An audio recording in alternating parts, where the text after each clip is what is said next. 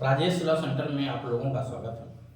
आज हम लोग चर्चा करेंगे SC/ST एक्ट 1989 के तहत जो अनुसूचित जाति एवं अनुसूचित जनजाति वर्ग के व्यक्ति हैं उनके साथ जब कोई अपराध होता है जिसमें SC/ST एक्ट भी लगाए जाने का प्रावधान बनता है, उन आधारों का उल्लेख भी मैंने वीडियो में किया भी है।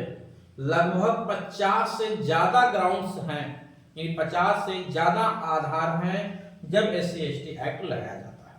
उसमें मैंने ये भी बताया था कि जाति सूचक गाली देना SC/ST लगाए जाने का एकमात्र आधार नहीं है, यानी कई सारे आधारों में से एक आधार जाति सूचक गाली देना भी होता है जब SC/ST एक्ट लगाया जाता है। खैर चलिए, अब प्रश्न यह है कि जब अनुसूचित जाति अनुसूचित जनजाति वर्ग के व्यक्ति के साथ अपराध होता है और उसमें SC/ST एक्ट भी लगाया जाता है तो जो उन्हें राहत राशि दी जाती है, क्या वो राहत राशि कुछ दशाओं में वापस करना पड़ेगा?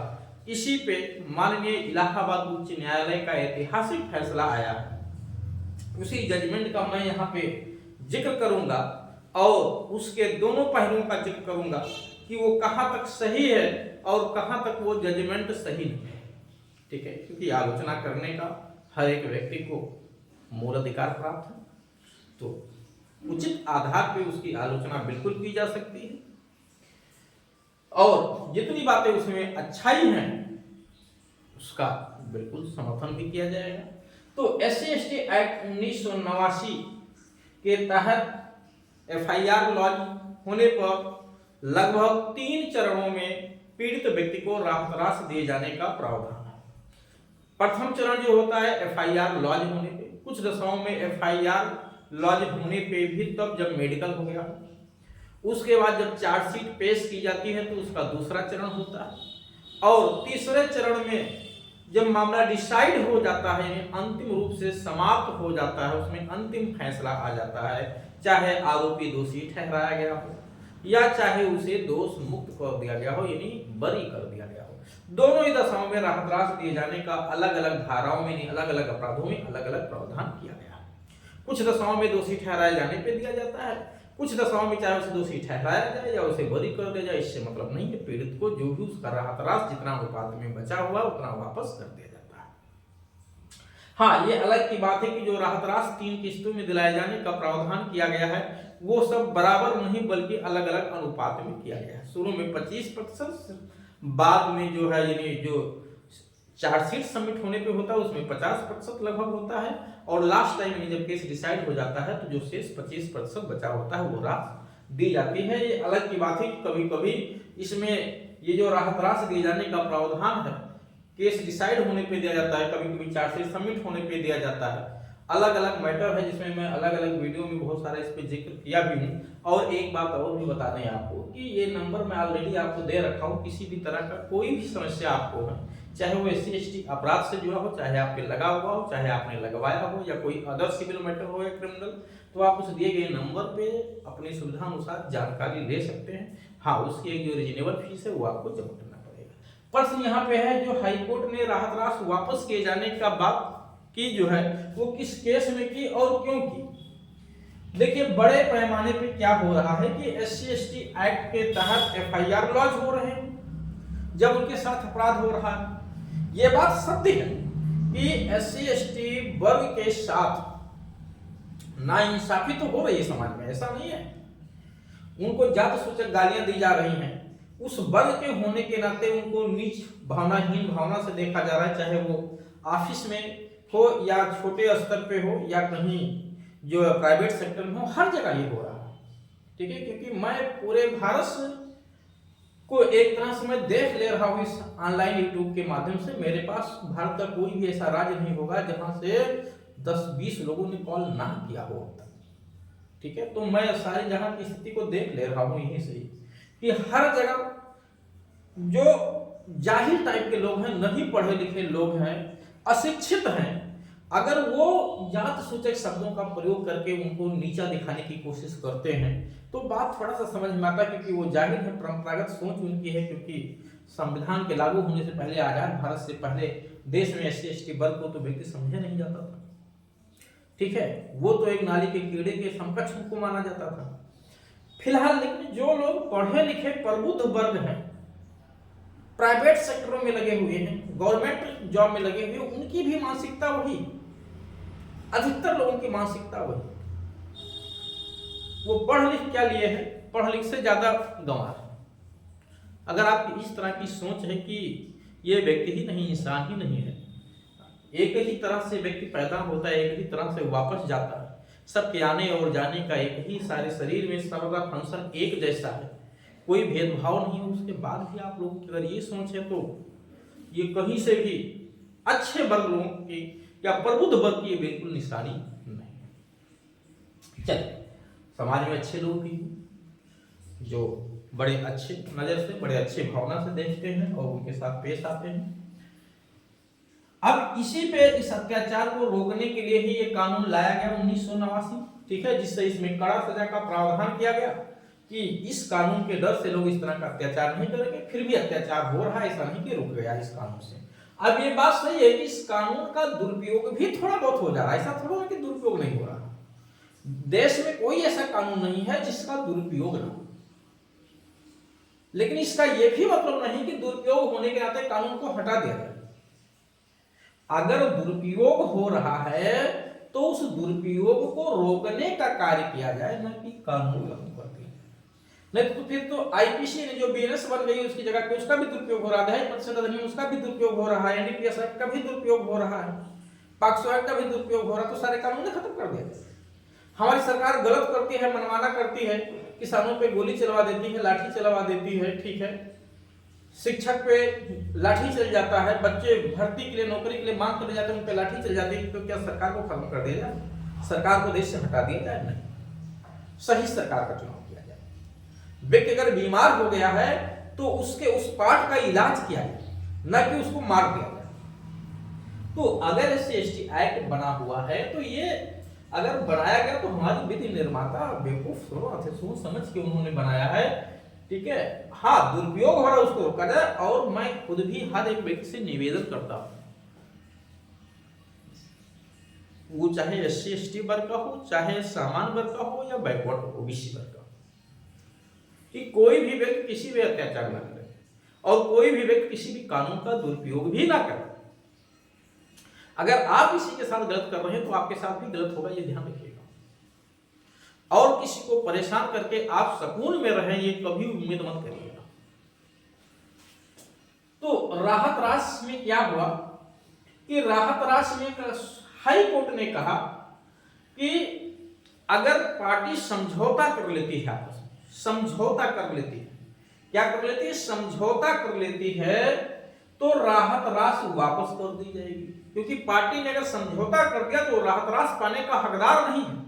कब? समझौता के केस में, यानी जब समझौता हो जाता है और केस में किसी भी स्टेज पे और समझौते से पहले पार्टी ने एक अच्छा अमाउंट जो भी मिलना चाहिए था उसे मिल चुका है, तो समझौते के केस में वो राहत राशि वापस करना पड़ेगा। बिल्कुल सख्त लहजे में हाईकोर्ट ने आदेश जारी किया कि राहत राशि वापस करना पड़ेगा।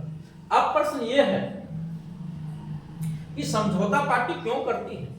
क्या पैसा लेने के लिए मुकदमा दर्ज कराया जाता है और फिर पैसा मिल जाता है तो समझौता करके केस को खत्म कर लिया जाता है, या अपराध होता है इसलिए FIR लॉन्च कराई जाती है, सरकार राहत राशि देती है और बाद में जो है जो भी आरोपी होता है उसमें हाथ पैर जोड़ता है, मान मनोबल होती है, समझौता होता है, समाज के प्रबुद्ध लोगों को लेके जाया जाता है, भैया गलती हो गई, माफ कर दीजिए, केस को वापस ले लीजिए।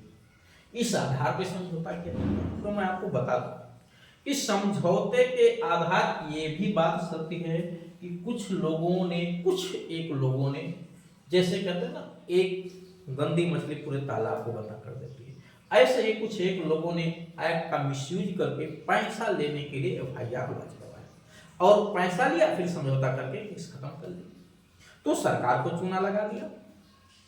और दूसरा, इस कानून का मिसयूज करके उस संपूर्ण समाज को बदनाम किया।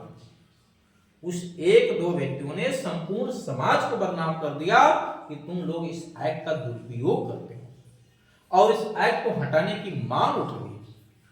तो मैं विनम्र निवेदन करता हूं ऐसे लोगों से कि आप इस कानून का कभी दुरुपयोग मत करें। जिस व्यक्ति के साथ ये एक्ट लगे तो बिल्कुल बिलबिलाओ कि ये क्या हो रहा है मेरे साथ में, कैसा कानून है देश। हाँ, अगर किसी व्यक्ति ने अपराध किया हो उस पर कानून लगाया जाता है तो उस व्यक्ति को भी इस बात की संतुष्टि होगी कि मैंने गलती की है तो हमारे ऊपर केस चल रहा है, मैंने गलती की है तो मेरे ऊपर केस चल रहा है और मैं इस जो है दंड का भागी हूं। तो व्यवहार में क्या हो रहा है कि एफआईआर अपराध हुआ है, पीड़ित जाके एफआईआर लॉन्च कराया, एससी डेथ हो गई, उसको राहत राशि मिली, फिर पार्टी आपस में मान मनोबल करके हाथ पैर जोड़ करके कुछ ले दे करके जैसे भी हो केस वापस लेने की बात करते हैं। भैया गलती हो गई, वैसी गलती नहीं होगी, आप केस वापस ले लो तो हमारा जीवन हमारा भविष्य बर्बाद हो जाएगा।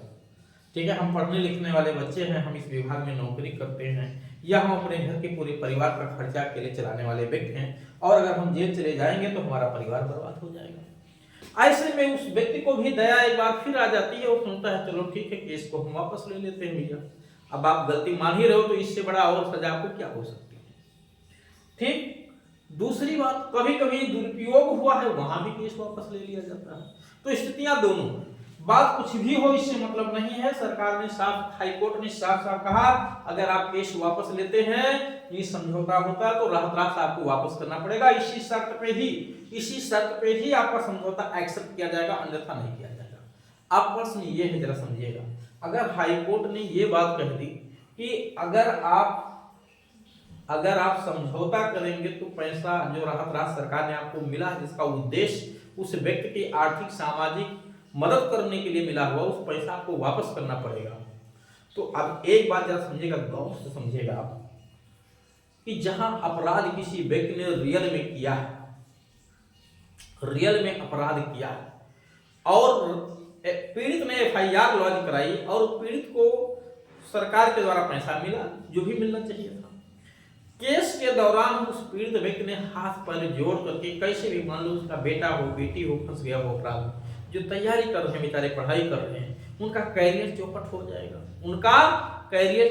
जाएगा। अब वो केस को वापस लेने के लिए उस पीड़ित से हाथ पैर जोड़ रहे, मान मनोबल कर रहे हैं, भैया हमारा भविष्य बचा लीजिए।